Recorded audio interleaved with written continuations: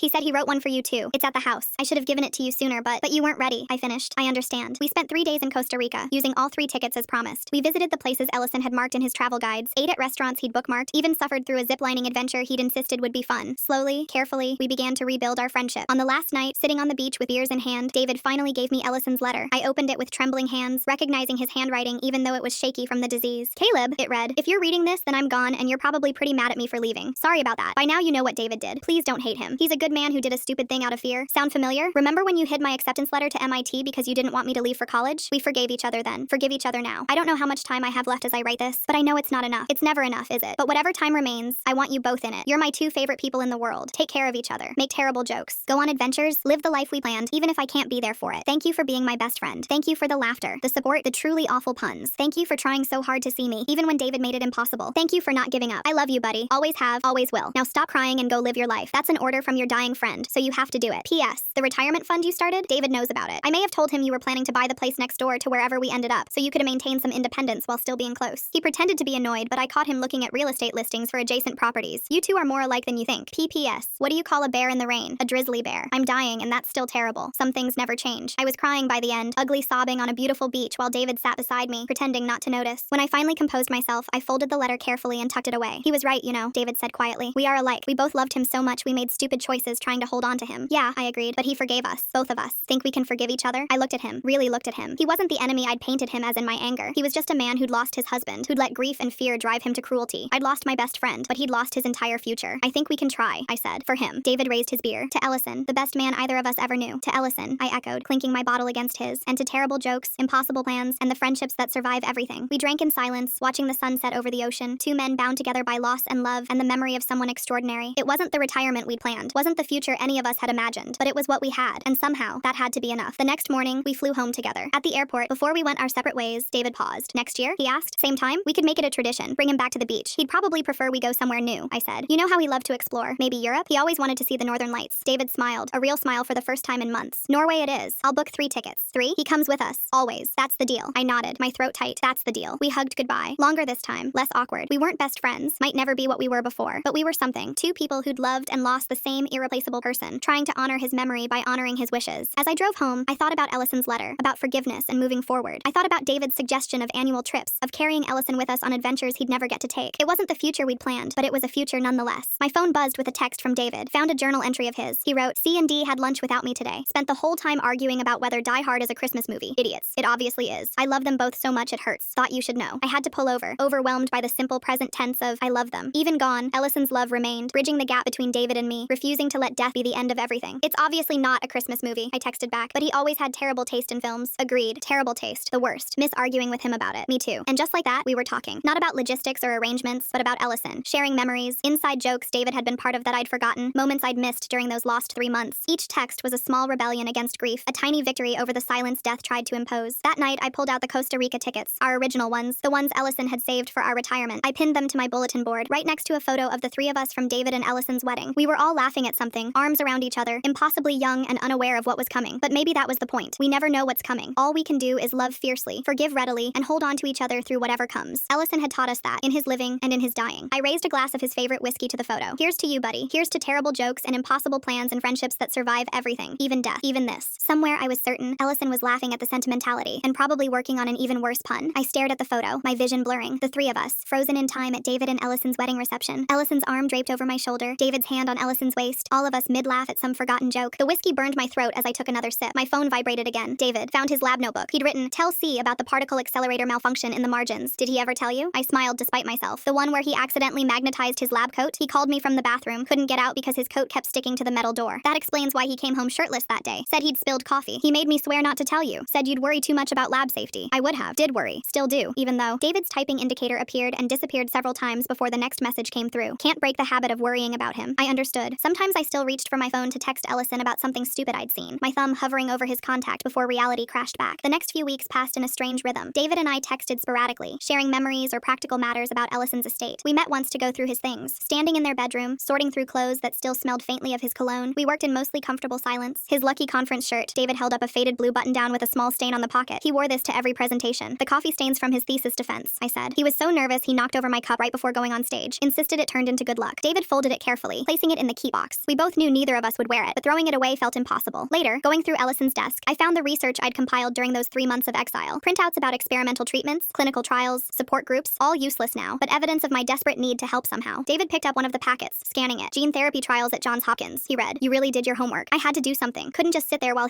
I trailed off while I kept you away." David set the papers down. I told myself I was protecting him, but really, I think I was protecting myself from having to share him, from seeing how much he needed you too. We continued sorting in silence. In the bottom drawer, wrapped in tissue paper, were 3 matching compass keychains. A note in Ellison's handwriting, for when we're old and forgetful, so we can always find our way back to each other. David's hands shook as he picked them up. He bought these last year, before the symptoms started. Said he wanted to give them to us at Christmas. I took one, running my thumb over the engraving. True North. The weight of it felt significant in my palm. "Keep it," David said, pocketing his own. "He'd want you to have it." We placed the 3rd compass in the small urn we'd kept back from Costa Rica. Ellison would travel with us, always pointing the way. A month later, David called. Not a text, an actual phone call. "I'm cleaning out his office at the university. Could use help. It's a lot." I met him outside the physics building where Ellison had spent so many late nights. The security guard recognized me, offering condolences. Dr. Andrew was good people. Always brought extra coffee for the night shift. Ellison's office was exactly as he'd left it. Whiteboards covered in equations I couldn't understand. Stacks of student papers waiting for grades they'd never receive. A half-dead succulent on the windowsill. "His students don't know what happened," David said. "The department just told them he was on medical leave." We spent hours boxing up books, files, personal items. I found myself reading the margins of his notebooks, seeing his thought process in the scribbled notes and doodles. David tackled the computer, downloading files and research data. "Password?" I asked when he got stuck at the login screen. David tried several combinations before slumping back. "I don't know. He changed it recently." I looked at the sticky note on his monitor, seemingly random numbers, but knowing Ellison. "Try the coordinates for Costa Rica, the beach we picked." David typed them in. The screen unlocked. "Of course," he said softly. Even his passwords were about us. We found videos on his computer, lectures he'd recorded for his students, but also personal ones. David's finger hovered over a file dated 2 weeks before his collapse. We exchanged glances, then David clicked play. Ellison appeared on screen, already showing signs of the disease, but still himself. "Hey, future me," he said to the camera. "Or whoever finds this." David probably. "Hi, baby." His voice caught. "I'm recording this because I'm scared I'm going to forget things. Important things. Like how Caleb can't eat seafood without turning green. Or how David reorganizes the spice rack when he's anxious. Or how we all fit perfectly on our couch, even though it's technically just a love seat." I had to look away. David paused the video, his breathing unsteady. "Should we?" I started. "Not yet," David said. "Not here. But would you want to watch them together? Sometime?" I nodded, not trusting my voice. We finished packing in relative quiet, occasionally sharing a memory triggered by some object. Ellison's emergency bow tie. For surprise formal events, he'd insisted. His collection of conference badges. The photo of the 3 of us he'd kept on his desk. As we carried the last box to David's car, his phone rang. He glanced at the screen and frowned. "Ellison's lawyer. I should take this." I loaded the box while David paced nearby, his responses growing increasingly confused. "What do you mean, additional documentation? I thought we handled everything." "A video will? When did he?" "Okay, yes, tomorrow works." He hung up, looking stunned. Ellison recorded a video will, specifically requested both of us be present for the viewing. The lawyer's office was sterile and intimidating. David and I sat in uncomfortable chairs while Mr. Patel, an elderly man with kind eyes, set up the video. "Dr. Andrew recorded this 3 weeks before his passing," he explained. He was quite specific about the instructions. Ellison appeared on screen, propped up in what I recognized as their living room. He looked frailer than in the office video, but his eyes were clear. "Hi guys," he said, managing a weak smile. "If you're watching this, then I'm gone, and you're probably really confused about why I'm putting you through more legal stuff. Sorry about that, but I needed to make sure some things happened, and I couldn't trust either of you stubborn idiots to do them without explicit instructions." Despite everything, I found myself almost laughing. Even dying, Ellison knew us too well. First, the practical stuff. "David, baby, the house is yours. But Caleb, I've set aside money for you to buy the place next door when it goes on the market. Mrs. Henderson is moving to Florida next year. I may have had a conversation with her. I know you both think I'm crazy, but humor your dead friend, okay? You need each other more than you realize." David made a sound somewhere between a laugh and a sob. "Second, my research. There's a paper I never got to finish on quantum entanglement. You'll find the notes in the blue folder. Caleb, you won't understand a word of it, but make sure David gets it to my colleague, Dr. Sarah Kim. She'll know what to do. David, let her put my name on it. I know you hate posthumous publications, but I'm dead, so I win this argument." The video continued with more instructions, charitable donations, which of his books went to which colleague, detailed notes about his succulent collection. "Caleb gets the big one. David, you'll cull it within a week." Then his expression grew serious. "Now the hard part. I know what happened. I know David kept you apart, Caleb. I know you tried to respect what you thought were my wishes. You're both idiots, but you're my idiots." He paused, clearly gathering strength. "David, I need you to hear this. Caleb never crossed any boundaries. He never tried to replace you or compete with you. He was just being my friend friend, the same way he's been since we were 17. And I needed that. I needed both of you, in different ways. You took that choice from me, and we lost 3 months we couldn't afford to lose. David's head dropped into his hands, but Ellison continued, I forgive you, because I know it came from love and fear and grief. The same reason Caleb forgives you. The same reason you need to forgive yourself. He shifted slightly, wincing. Caleb, you're going to want to retreat. It's what you do when you're hurt. Don't. David needs you, whether he admits it or not. And you need him. You're the only 2 people in the world who understand what we had together. Another pause. Which brings me to my last request. The trips we planned, I want you to take them. All of them. Together. I know it'll be awkward at first, but tough. Consider it my dying wish. Take me with you. I want to see everywhere we dreamed about. And I want you 2 to learn how to be friends again. Real friends. Not just people who tolerate each other because of me. He smiled then. That mischievous grin I remembered. I've left money for the trips. Enough for the fancy hotels we always joked about. First-class flights because Caleb, your legs are too long for coach. And David, you get cranky without legroom. Take the time. Take the trips. Take care of each other. The video flickered. I'm getting tired, so I'll wrap this up. Thank you both for loving me. Thank you for the adventures and the quiet moments and the terrible jokes. Thank you for making my life so much bigger than I ever imagined it could be. I love you both. Always have, always will. Now go live your lives. That's an order. The screen went black. We sat in silence for a long moment before Mr. Patel cleared his throat. There are some papers to sign whenever you're ready. We handled the paperwork in a daze. Outside the office, we stood awkwardly on the sidewalk. Did you know? I asked. About Mrs. Henderson? David shook his head. He never said anything. But that's